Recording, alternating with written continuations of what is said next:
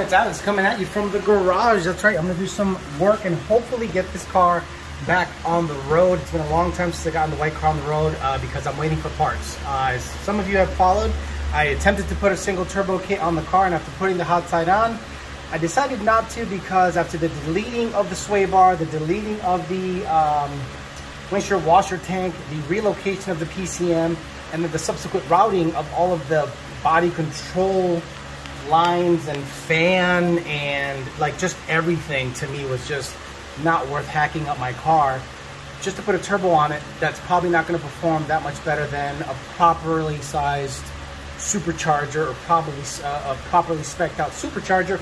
I said, let me go back to NA.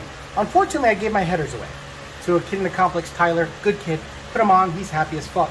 So I hit up Ultimate Header and I said, I need some headers. Now, I did not get given these headers. I paid for them, but they gave me a huge discount. So shout out to them for giving me that discount. Also, the cold air situation was sketchy. If you guys saw the last video where I made my own cold air, that was just to get me by because I was hoping just to go turbo and I wouldn't have to worry about that stuff. But it's gonna be NA for a while and potentially for sale because after owning the ZR1 for a couple of months, I'm in love with that car. It's a stick car, a supercharged stick car that gets, you know, straight gets it.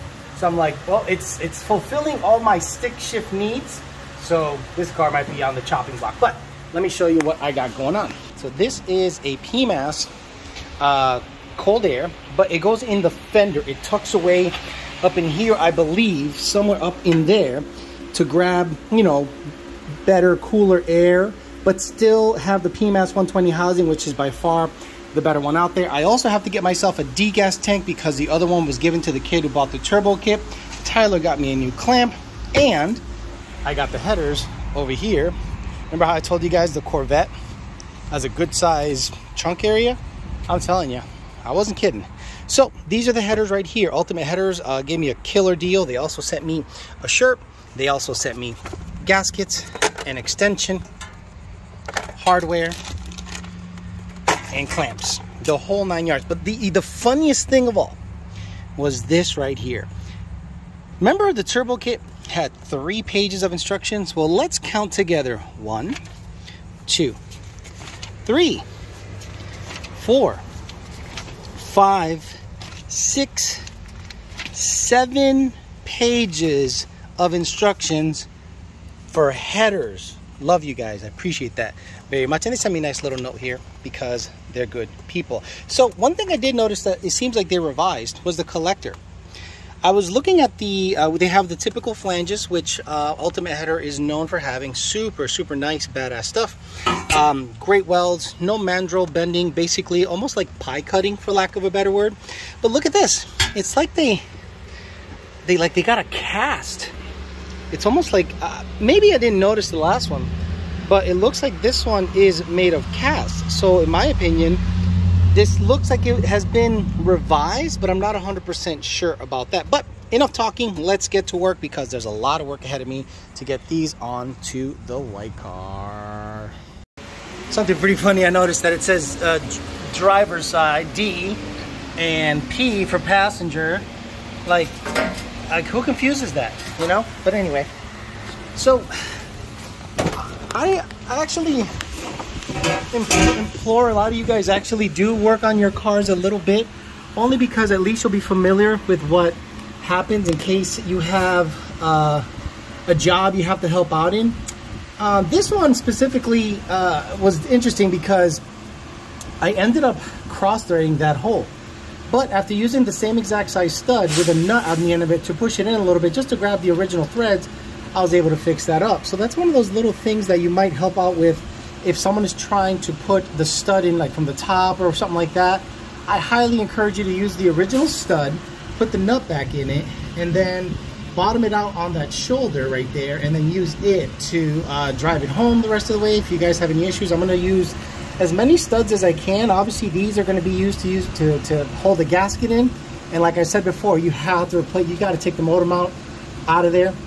You might have to take this guy out too, but we'll see. I might be able to snake it in, but just, it's a good idea always, in my opinion, to work on your car and get familiar with it so that at least you know what you're looking at. So starters out, as you can tell, starters out, The AC is still in, which I might have to remove, so we'll see. And we'll see if I can snake the header in here and get at some of the bolts. One side down. Can I get a good photo? There you go. One side down, looking beautiful. And I love stuff that has nice new hardware. It looks good. And I think they revised this because look at how tucked. Look at how tucked it is, dude. Like it's badass. So I can't wait to see how the extensions fit, how it fits on the X pipe, and then go from there. So let's get started. So it took me about a half hour. I have all the right tools. I've done this a couple of times, so pretty good. And now let's work on this guy. Okay, it's the next morning, so I'm going to take a quick inventory of what I need because I'll totally forget. And I'm taking video for those purposes and to show you guys, you know, what goes into all this. So I got to make a couple of runs to the parts store or run to the parts store. So I definitely got to get spark plugs because this thing has NGK 6510s gapped at 24,000s. So I'm going to stick stock spark plugs back in it because it doesn't need such a tight gap and such a cold plug because it is NA. Also, I have to check this routing because I've been getting evap codes lately and I want to make sure that this is routed properly, or at least this is teed into this. So this can go away because I don't need a boost reference for anything. So I might be able to tee this into this and eliminate that guy and cap it, and that should be that.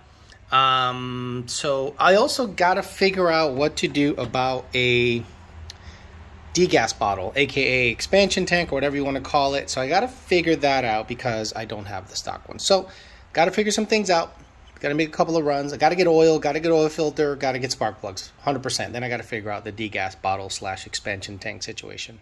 Alrighty, so got the headers in, no problemo. Took a total of about 2.5 hours to do everything. Again, guys, sorry about the fan noise, but everything was off the car. Okay, so the motor mounts were off the car, the starter was off the car, the AC stayed on, so luckily I was able to get that on. So here you go. Obviously, for obvious reasons, I'm going to end it right here. I'm not going to show you the rest of it, but everything went off pretty much without a hitch. I got to get some zip ties, put everything away, tuck it away, and then what I'm going to do is start working on the coulter. Gosh, this is such nice stuff. Oh, you know what I got to do before I forget? The steering. I'll totally forget the steering. So let me do that. Finish up the steering. But yeah, about 2 hours total on my end. If it was beginning to end, it'd probably be about 4.5, 5 hours, maybe a little more. I'd say a full day with, you know, a full set of tools. So let me get the steering shaft on. Then I'm going to replace the spark plug, and I'm going to show you what's in the box. That's right, the cold air that's going to go in the car. Okay, so this is the PMAS fender well intake system for 15 to 22 Mustangs, if I'm not mistaken. I think they're all the same. I don't think it changed all that much between 15 to 22 in terms of the cold air. I think it's all pretty similar. So first time I'm opening it, just wanted to give you an unboxing video to see what we're up against. So Nick James got mad at me the other day because I made a custom cold air for this car. And he's like, what in the hell is wrong with you? Why don't you reach out to me and get one of my cold airs? And I was like, I feel you've helped me enough, but I guess he was offended and said, you absolutely have to hit me up. I said, okay, no problem. So right here we got it. It's parts list. Oh my God, instructions? Get out of here. Again, guys, this is for a cold air and it has the same amount of instructions it had for a turbo kit. Now you see what I mean. So apparently I didn't want to put the wheels and tires back on because I think I'm going to have to manipulate some stuff in there to get up in there potentially to install the fender well intake. So let me look the instructions over. Let me take the kit apart, blow it apart, read it, and I'll let you know what it says. Oh, very nice. Mr. Nick James got me some stickers, some cool. Look, I'm going to take it apart with you. Let me see what's going on here. Okay, so we got stickers, little bag. We got the elbow here. Oh, Jesus, way to fuck it up, Alex. Okay, got the elbow. I like how they keep revising it. This has an extra little bulge like my dick does, like right on the side. But yeah, they did a nice little job of maximizing airflow. If you guys look at it and go, well, I don't get why it looks like this, and I don't like how it looks. It's simple. He has a flow bench, and he designs things based on flow, not looks. Very important. We got, what is this? Whoa, what is going on, Nick James? Wow, what the heck is going on here? Look at this thing. Wow, I'm gonna have to, you know, get someone to help me, but my helper's not here today. Be busy. Look at this tube. So that's definitely not where the MAF goes, because the MAF goes in the housing. But look at the size of this tube. Sheesh. Okay. Get this stuff out of the way. All right. I like it. I like it, dude. You're doing all the right things. Okay. So this is some kind of shield. Obviously, I'll read the instructions. So we got hoses, couplers, couplers and clamps. Black too. Again, I have a PMAS system on my truck, so I like what they're doing. And it's labeled. Very good. And AAC 11214 is this guy. So that's basically a parts list. Does it say what necessarily it is? No. Okay, no big deal. Keep trucking. This is the thing that interests me the most. So he's got a little bracket here, but this is the housing. And man, I gotta figure this out. This is neat. Okay, I need 2 hands for this guy. All the noises. And the good and trusty 120 millimeter PMAS cold air housing. So, yep. So this is basically going to take the exact same MAF curve every single other PMAS has had since the beginning of time. So that's a nice thing. I give it the same exact MAF curve, and it's usually within 5%. So let me make sense of these instructions, but this is what you're going to get if you order a PMAS fender well system. Interesting progress so far. Very straightforward. Everything is on the loose side. Coupled it, and this is angled, so you got to make sure it faces straight out. So they purposely put a little angle here so that the elbow can come out. There's the radius for the flow, another radius for flow, and then the big tube that goes under the car. So let me go ahead and get underneath the car and see what I got to do to hook up the cold air. I think this bracket bolt on somewhere underneath there to make sure that the 120 millimeter housing doesn't bounce around. Okay guys, let's talk about the finished product. I'm actually really happy with the finished look on this product. So everyone knows I rep PMAS stuff. I've repped them since the beginning of making my YouTube stuff on the car related stuff, but I must say I love the design. I know people are gonna say he copied a P51. He had prints, 3D prints or 3D CAD drawings of this years ago, and it just takes a long time to get it to production, and I'll show you why. So angled coupler so that this guy's straight, then it goes to the mid pipe is what they call it, and they have something that I think is super neat, is a shield. Where is it?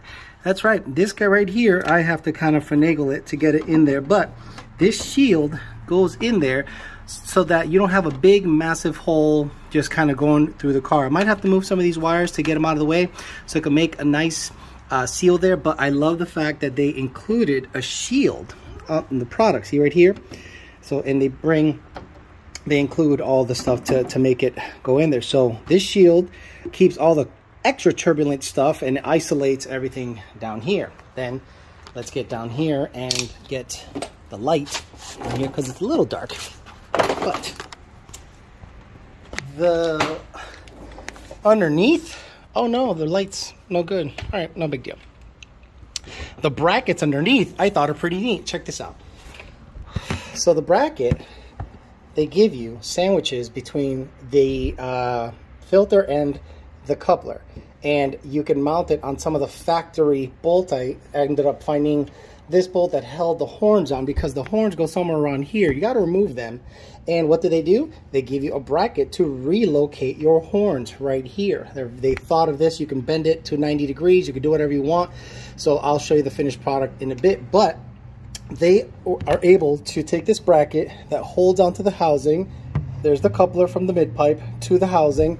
And what's even better is the mass airflow sensor almost looks like it belongs there. Like, it's funny how the orientation of the mass airflow sensor ends up working pretty perfectly. Come on, Alex, get butterfingers. Tune it back. There you go.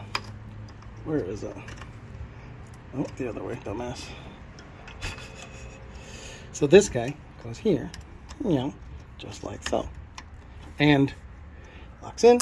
And the nice thing is you can have the little clips that hold it to the body nicely. So look at that. It's mounted firmly in there. It's not loosey-goosey, nothing like that. Now, what I'm going to have to make sure is that this guy here, the shield, actually clearances it. So what I can do up there is move some of the stuff around, loosen the clamps, make sure everything fits. But the nice thing about this is it grabs air, not from the engine bay, but from underneath. Now, having the basically the splash shield here, you'll more than likely get some of the air coming from in there, which is good. You don't want turbulent air. You want it sucking and having a nice straight path to the mass airflow sensor. You don't want ram air effect here. It'll wig out the signal. But yeah, I just wanted to show you the finished product fender well intake with the brackets to hold everything on, and the isolation, the little isolator shield up there that I think does a really good job. Yeah, just want to show you that. Keep on chucking. Got to do the spark plugs, and what else do I have to do? Spark plugs and then expansion tank to get this guy back on the road. Okay, replace the spark plugs. They used to have 6510s in it, and of course the good old Torco whatever, making the plugs all nasty. So I've already replaced them with one step colder because, I'm sorry, one step warmer. I believe the 6509s, whatever they had available. I'm not too picky about plugs, and I gapped them to 50,000, so should be good there. I'm gonna put this shield back on. It is so nice to take that shield off. You can access everything a lot easier, but it is more work, I'm not gonna lie. But let me just try to keep chugging. I've done really well in putting everything back together. I'm gonna keep the bottom belly pan off until I tune the car totally, and then put it back on, because I don't want to, in case I have to adjust, move, tweak the cold air intake, I won't have to take the belly pan off again. So I'll try to keep as much on as possible, idle, slow rev it here or just slightly outside so I don't die. Potentially might replace the injectors in it because it's NA and it's going to stay NA for a while, but it does have FIC 1440s, which I believe for pump gas is not necessary, and it might skew some readings. So I'd rather just put a stock injector back in it, and I'll be able to run E85 with it no problem. So I'll probably just go ahead and do that. Oh, alrighty, there you have it. After a whole bunch of work, I got everything on, and of course the AC is making some kind of noise, but I have AC, so if I have to replace the compressor, I've only done it 50 times and it won't be that much of an issue. So showed you the PMAS fender well intake.